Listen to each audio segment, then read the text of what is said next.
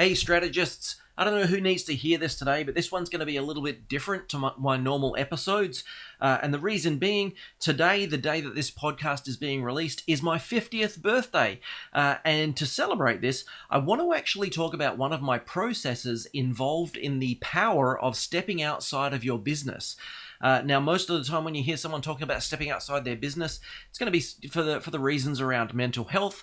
It's going to be for the reasons around physical health, stress relief, all of that sort of stuff. And I'm absolutely 100% on board with all of those things. But I want to talk about the power of stepping outside of your business to actually build your business. This is the Simplogy Show with Bruce White, the podcast for business leaders and strategists to get the best practical advice on a deeper but more efficient approach to brand and business strategy right across a business's life cycle, because you can always add more value. Let's get into it. So everybody knows the power of switching off, the power of getting outside of the business for your mental health and for your physical health, etc. Especially for those of us who are very, very invested entrepreneurs. For us, business is typically everything, right? There's never a time when we're not thinking about our business, and that's just an entrepreneurial trait, right? There's nothing wrong with it. It's actually a very good thing. It's part of what's going to continue to propel you forward during those times when things don't feel like they're going right. But today, I actually want to talk to you about getting your head out of the business as a business building tool.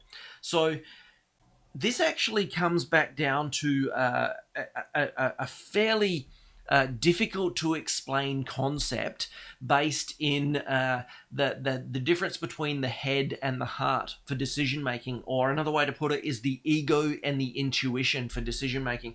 Now, I'm not going to go into deep detail about that here today, mainly because I'm no expert in that. I am just learning to try and tap into that, and as I said, I'm already 50 years old, so this is not something that I think happens overnight. And it's certainly not something that there's any timeline on. If you're 85 years old and haven't worked this out, I think that's not a problem. And if you're 15 years old and working this out now, I think that's incredible.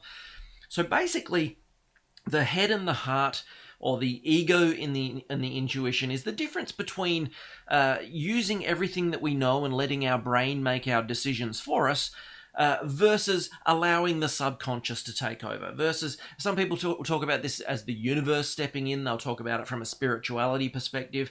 I personally believe it's our subconscious, it's our intuition, it's that part of us that will only ever do what's right for us, versus the head that's always going to be jumping back and forth between what if, and if I did this, and what about that person who's much more successful, and I've seen this work, so I'm going to do that.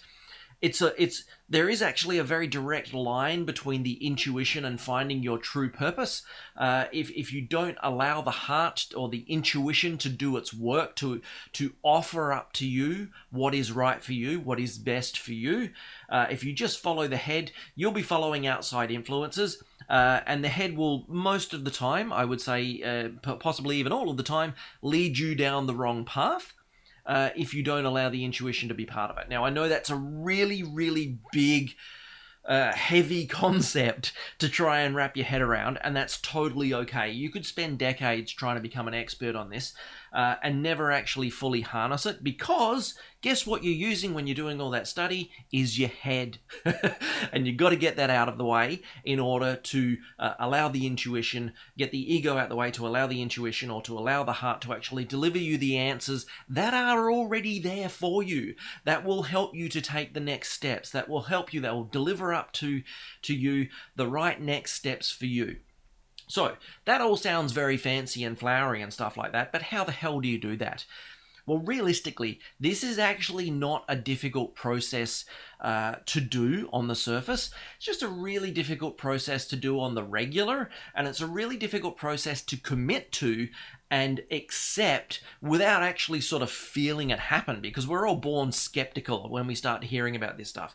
So let me give you a couple of examples of things that I do and have done for years that I initially was doing and not realizing why it was working so well. Then once I realized why it was working so well, I tried to harness this by doing things that would allow it to happen.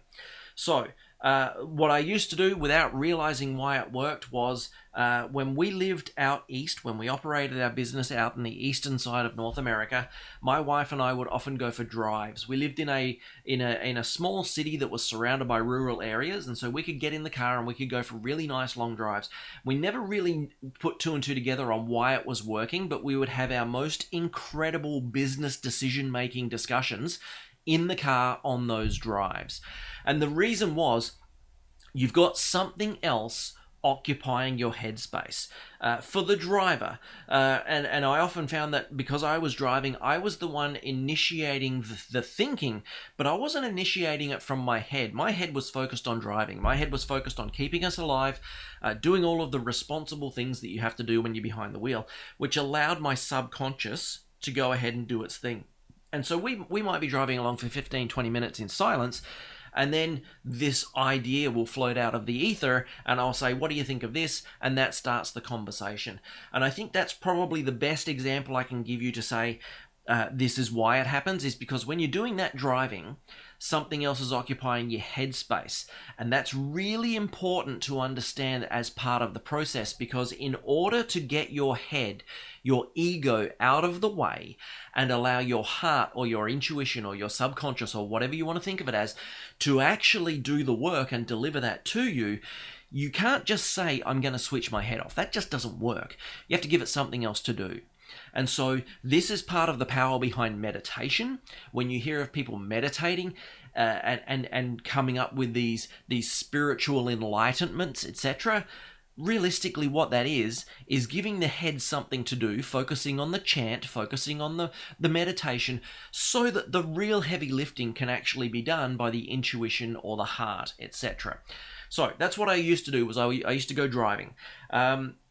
Since we've moved out west, and we've been here for just under 5 years, we're just a couple months short of 5 years. And since we've moved out here, we actually live in what I consider to be my absolute perfect environment. We live in North Vancouver, right at the base of the mountains. If any of you know me, you know that the mountains are my happy place. I am never more serene than when I am surrounded by forest at high elevation on a mountain somewhere. It's my, whether I'm snowboarding, whether I'm mountain biking, whether I'm hiking, whatever. That's my happy place. For my wife, it's the water. And so a mountain lake, for example, is pretty much perfect for the two of us. And these are the sort of environments that we do seek out.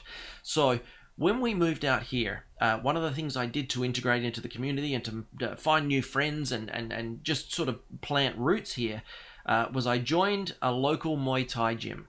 And I loved it. I absolutely loved it. I made some of the best friends I've got in that gym. But that didn't do for me what driving did. And I think this is a really important comparison here, so that you realize there are actual ways that you need to think about trying to achieve this, what is essentially a distraction activity. So you obviously can't sit there and daydream whilst you're sparring, because you're going to get a punch in the face, right? It's not going to be a whole lot of fun. Now, I love Muay Thai, don't get me wrong, and I used to do it between 5 and 7 times a week before the pandemic, and I will absolutely go back to it after the pandemic. But it is not going to be what I use for this process. What I've discovered works the best for me for this process is actually now riding my mountain bike. Now, when I first started mountain biking here, for any of you who know North Vancouver, this is kind of the birthplace of freeride. This has some of the most incredible trails and trail associations in the world. So I'm very, very spoiled to live at the base of one of the 3 big mountain biking mountains here in British Columbia. So when I first started this, I didn't have the bicycle fitness to be able to do long climbs. And so what we would do was we would always shuttle. And a shuttle just basically means there'll be at least 2 of you with a bike rack, or at least 2 of you with a car. One's going to hang all the bikes on the bike rack and drive up the mountain. You'll then ride down the trails until you get to the other car, and then drive the first guy back up to get his car. That's just basically shuttling 101, right? Shortly into the pandemic, though, I realized that my fitness was dropping dramatically, and I do have a couple health issues that require me to remain fit, one of which is type 2 diabetes. And so that's a manageable issue. It's not even really a big deal if you manage it with diet and exercise. But of course, once they closed the Muay Thai gym at the start of the pandemic, no more exercise. And so I started focusing on climbing. Now, when I first started riding here, we pretty rapidly get into black trails. There's not a whole lot of easy trails on the North Shore here. So I didn't really want to be doing those trails on my own. So I would always go up with a buddy. Now, when you're climbing with a buddy, you're chatting. You're thinking about what's the ride, what trail do we want to do, etc., etc. It wasn't until I started doing the climbs on my own that I really discovered how to translate that intuition process and allow my subconscious or my intuition to just do the work, right? And it's because, unlike something like Muay Thai, you don't have to focus on what you're doing when you're climbing. It's just pedaling, right? It's finding the right cadence, it's being in the right gear, it's adjusting to the changes in incline, it's turning corners, but all of that sort of stuff is muscle memory for the most part. And so your brain has something to do. Your brain is saying, all right, well, I can see that not only do I have a left turn coming up, but the incline increases fairly dramatically. There's a couple of rocks to the left-hand side, and there's a root to the right-hand side. That's your brain having to worry about all of that stuff. Because you've given it something to do, because you've made it get out of the way of the actual intuitive process, now the intuitive process has the ability to do its work and deliver those things to you. That's important because it's always doing its work. It's just that when we're not allowing it to deliver its solutions to us, we don't get anywhere.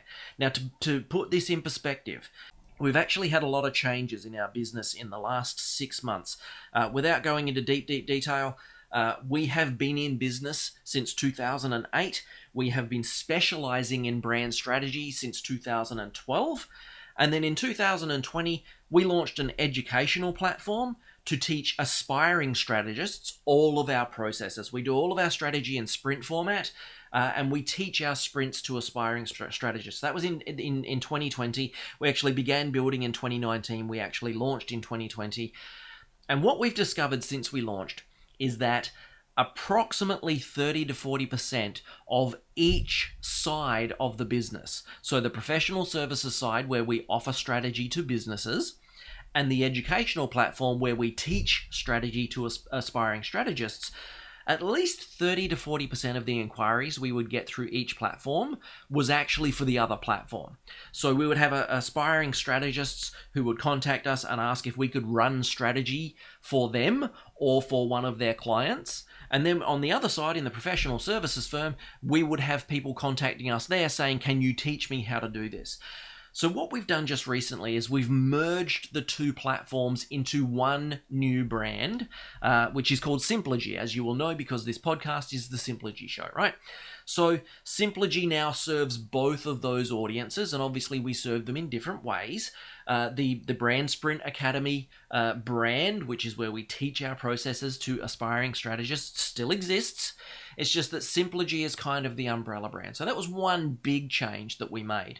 When we made that change, we obviously wanted to go back and we wanted to have a bit of a think about how are we offering these services. And up until this point, it's always purely been, you will bring us in for a finite amount of time, we will develop your strategy with you, and then we'll move on, and you'll call us back when you need us again for the next bit of strategy. And so we do strategy right across a business's life cycle.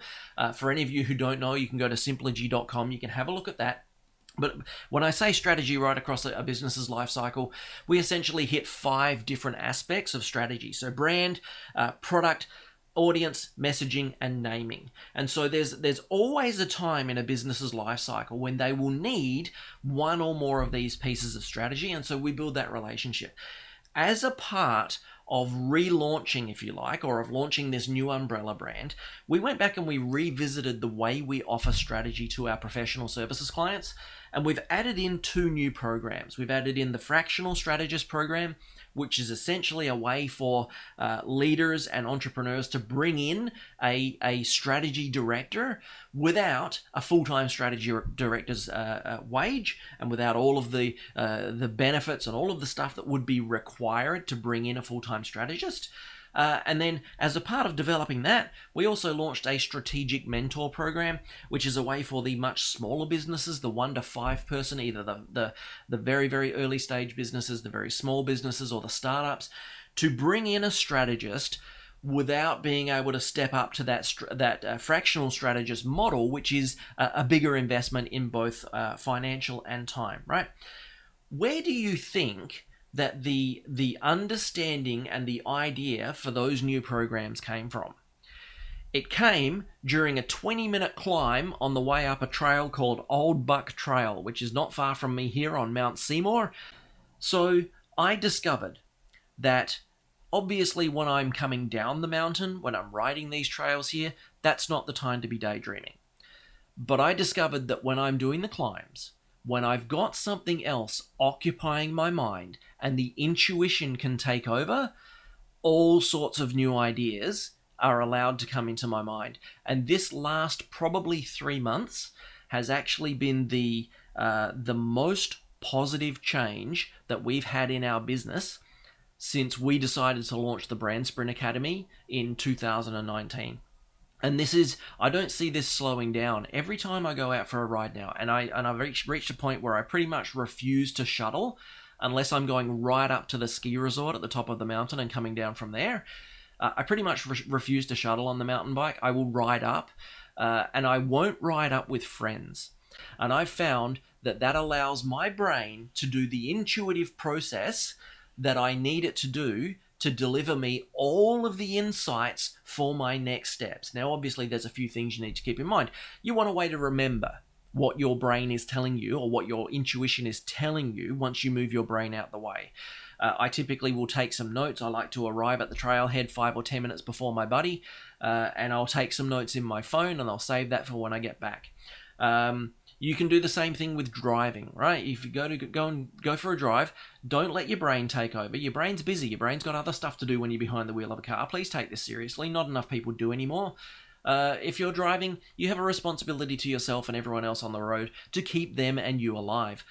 But your intuition now has an opportunity to do stuff. If you get delivered an idea that you think you want to act on, pull over, make a note, write it down. So that's probably the most important thing, is you're going to need a way to remember this stuff. I often get delivered this intuitive process in the middle of the night, and I must admit I'm not good enough at writing down what I get, and I am still desperately, frantically trying to remember the idea I had 3 nights ago because I know it was a good one and I can't get it back. So don't do that to yourself. Have a spot where you can make notes of this. Have a spot where you can put this down, and find what works for you. And again, if it's something repetitive, if it's something that your brain is going to have to spend some time doing, pedaling up a trail, driving a car, but it's something that you can then let it be the mundane in the background whilst your intuition has time to work. So not something, for example, like a martial art where you're going to get punched in the face a lot if you're not concentrating. Find what works for you and really just get out of your business. I went for a ride yesterday. Now I'm recording this on Tuesday the 17th. This will go live on Wednesday the 18th. So I went for a ride yesterday on Monday. It was the first day of rain we've had after a pretty epic heat wave here in North Vancouver. The trails were beautiful and sticky. They were muddy. It was a little slippery on the woodwork, but it was realistically a whole lot of fun. I would not have wanted to have my brain anywhere else whilst going down that trail. But riding up gave me a whole bunch of new ideas that I'm now going to be implementing in the podcast, in our blog, in our YouTube channel, one of which was actually this episode, because I believe it can really help you make decisions moving forward. So that's going to be it for me for today. I really hope that helps. This is not a concept that you can just grasp and run with, so I've really tried to simplify it as much as possible. And as with everything, I really like to give examples because I think that's the best way to explain it. And the examples that have worked best for me are riding my bike up a trail or driving a car, Try either. I find that on the bike, if I've got no one to talk to, it helps. I find that in the car, if I've got someone to talk to, it helps. You'll need to find what works for you. And please, if you want to discuss this, if you want to learn more about this, if you just want to bounce an idea off someone, please get in touch. I would love to help. I would love to chat about it. So that's it for me. I hope you have a wonderful week. I'll see you back here on the podcast this time next week. Otherwise, check out the blog, check out the YouTube channel, join the community. If you go to our blog at blog.simplogy.com, you can join the community. It's free, and it is a localized single spot where you can find every episode of our podcast, every article in our blog, all of our YouTube videos. You can ask questions. There's a forum there. I'd love to see you in there. So that's it for me. I hope you have a wonderful rest of the week. This is the Simplogy Show with Bruce White, the podcast for business leaders and strategists to get the best practical advice on a deeper but more efficient approach to brand and business strategy right across a business's life cycle, because you can always add more value.